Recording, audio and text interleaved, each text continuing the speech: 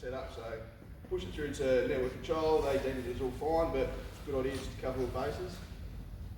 Some positive out of last week. So a few of you are probably aware of this one, but a crew picked up a phasing issue during construction after a job handover last week. Great awareness and technical knowledge of the asset. The crew also didn't just assume the work had been done by the previous crew correctly, so always check and recheck work completed by others if receiving a mid-job handover. So Benny Williams picked that up, so it was a good little phasing check he did, and probably saved a lot of headaches, I reckon. And last one, just 20 days without switching, so keep them plugging away, boys. Thank you, that's it. Cobb, do you have an update on Evans' conditions? Yep. So Evans had a really crap month, 4-week block, and he probably hasn't told anyone, but he spent half of that in the RA, sort of out of a 4-week block with infection stuff. They've taken the PIC line out of his arm now because that was a source of infection. He's getting a port, which is the thing for putting meds in, put in tomorrow, and then he's back on chemo train on Friday.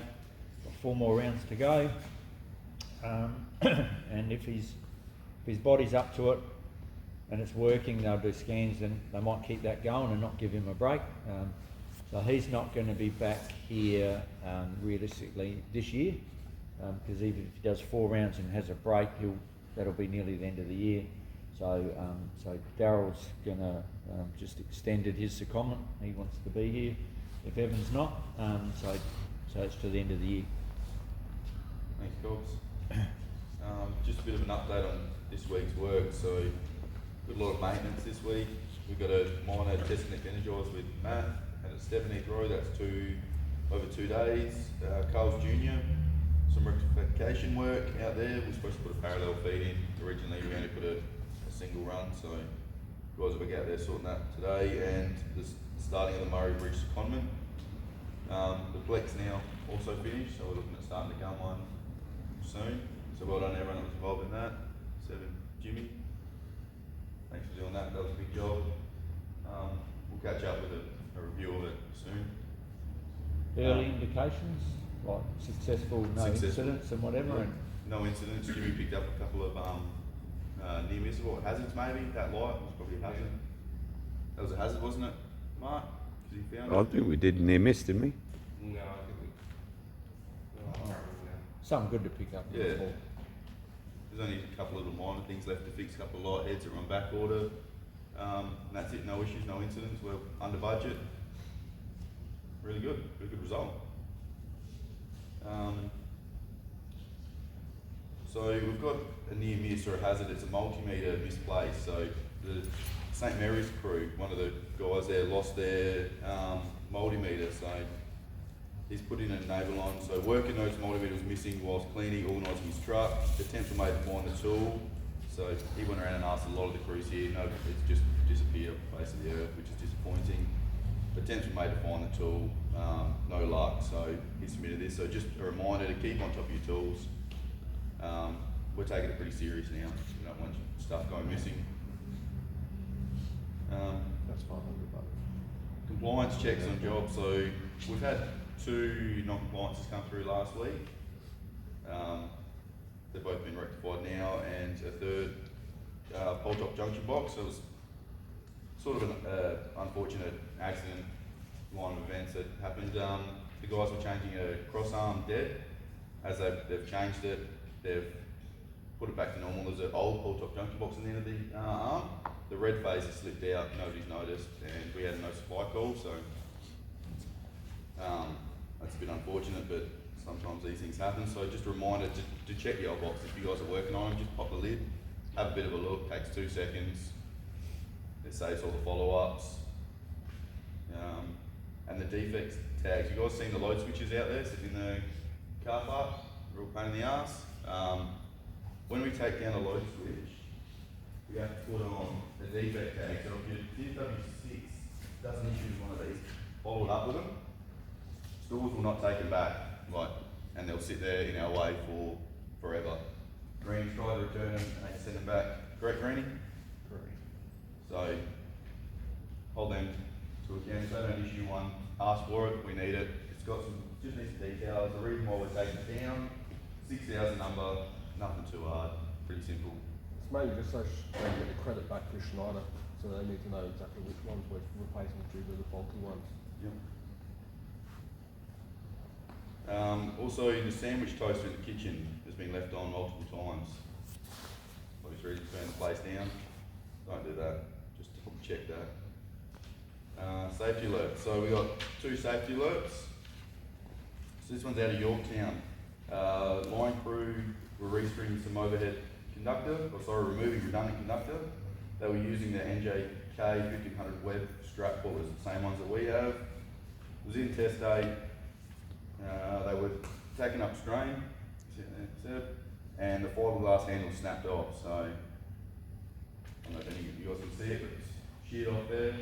I've used them plenty of times, probably all you guys.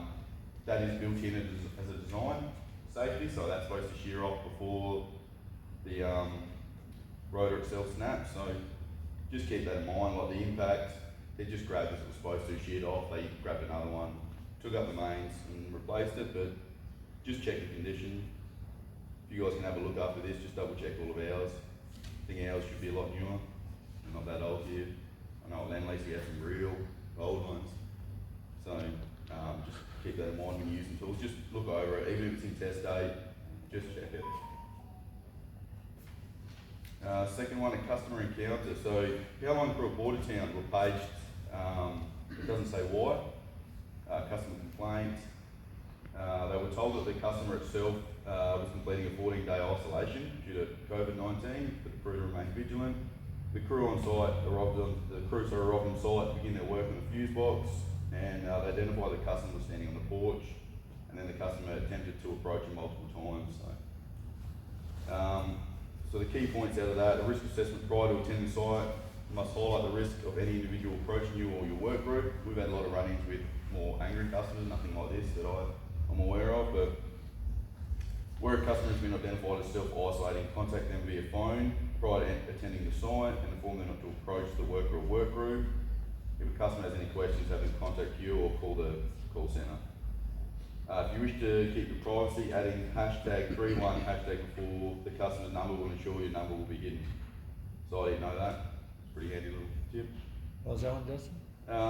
Keep your number private, you put #31 In front of the number you're calling. Yeah, right. Silent. I don't know if people are these games to try.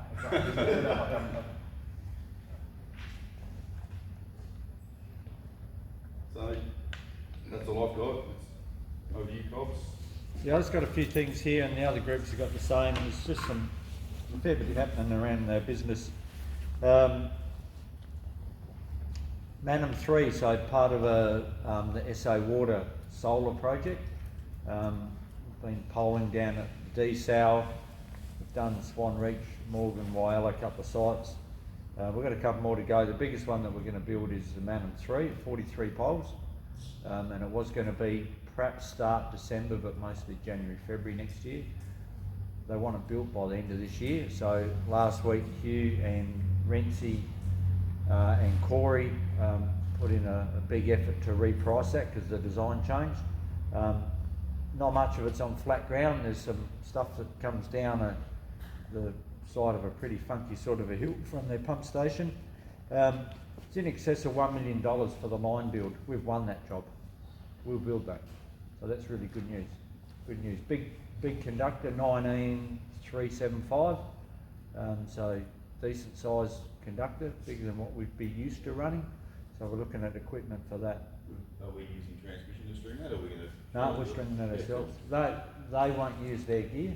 They'll only use the same gear we would. So we can string that. Yeah, cool. We just won another job this morning. We've won, I reckon, 10 to 12 jobs in the last couple of weeks. We've got another 2 stages of a restring project that Ryan and Hugh have priced up. That's around Lake Albert. We missed out on the first one. We've gone in, we think, really competitively with this one. So we should hear about that one. So we're winning lots of work, which is good.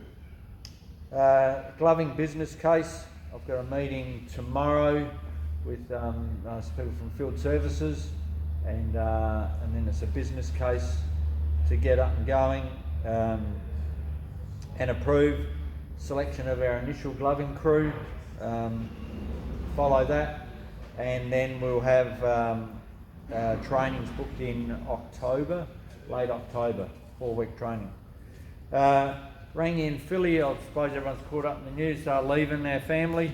In September, I think Rangi goes early next week and Philly the week after. So we wish them and their families well in the future. Successful applicants for the permanent 3A roles. So Josh, Seb, Ben, Neil Pratt and Reese, and the 4A roles were Tim, Tom, Matt, Corey and Rob. So congratulations to those. For those that didn't get the roles, there's a strong field and good people missed out. Unfortunately, we didn't have enough positions. Just the last thing, just why did I make a big thing about it last Wednesday morning about the jackets and the headlamp? We were just talking about the multimeter then, that's worth more than the jacket and the headlamp, that's worth $500. It's a trust thing, and I didn't mention it enough. It's a trust thing. So you're going to work alongside someone who you're going to trust to rescue you from live mains if you get hooked up. Or you're going to work alongside Matty or Dan, you're going to trust them to protect you from the traffic. And yet, we can't trust them. You can't trust them to not hook your jacket or your light when you're not looking. So it's a real trust thing. That's the issue that I was trying to get across. It's a monetary thing too. It's not the sort of thing that you want to have in your workplace. That was the list. That was my list. Thanks, Rob. Does anyone else have anything they want to bring up? What's the candidate for the gloving? The gloving? Who are the Who will candidates? do it? Who will send you to? I haven't worked that out yet, Eddie. We've got to get the business case over line. No point picking people if they say it's going to cost you $100,000 to get set up and you're going to make $5,000 a year. We'll go, well, we won't do it. I don't think that's the case, but we'll do the sums first, and that's the meeting tomorrow. And it was supposed to be last week, and it's been pushed out. But people, we want to get a mix, people with experience. So yourself with gloving experience on the network, on our network, we need to get a mix. Yeah. Will you be picking the guys, or do we have to apply? I haven't worked that out yet, Jim. Yeah. I'm not sure what the process has to be. Yeah, not sure. I know pretty much everyone here wants to glove. So we're going to make a few people happy. Yeah, well, you can't, Bruce. Besides the fact you're not a liner, you need two good hands as well. Yeah, so we'll make a few people happy and we'll make a lot of people unhappy initially, and then we'll see how it goes, and then if it evolves, then we'll get more people involved.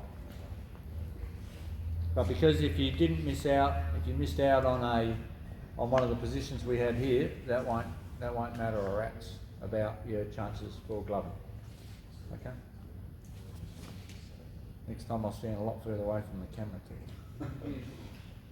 Just the overtime board and the officers too, guys, get your names up there. There's a lot of crews and hopefully finalise some names. Well, everyone's up there anyway. Later this week, so look, that'll be great.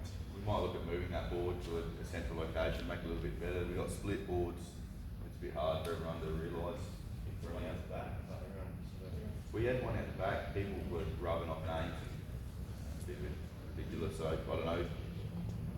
Figure something out, put it somewhere in a big central location so you can keep an eye on it. There's a heap of overtime coming up. When's the list of Nano? Got a big question for Renzi and Dave. Yeah, we're going to work out lead times, and the civil contractor's got to get footings in. Yeah, so we'll be looking at perhaps early November to mid-December build, I reckon, realistically. So So standby roster as well. Just finished putting that together and start calling everyone today who's on the original roster to see if you want to continue. And then if we get some people that aren't jumping on, we'll start calling around and get some new names. Unless if you want to stay on, come and see me now, save me a phone call. I know you want to jot through Tom and Aaron, so I won't call you guys. Cool, no worries. Thanks, that's all I got.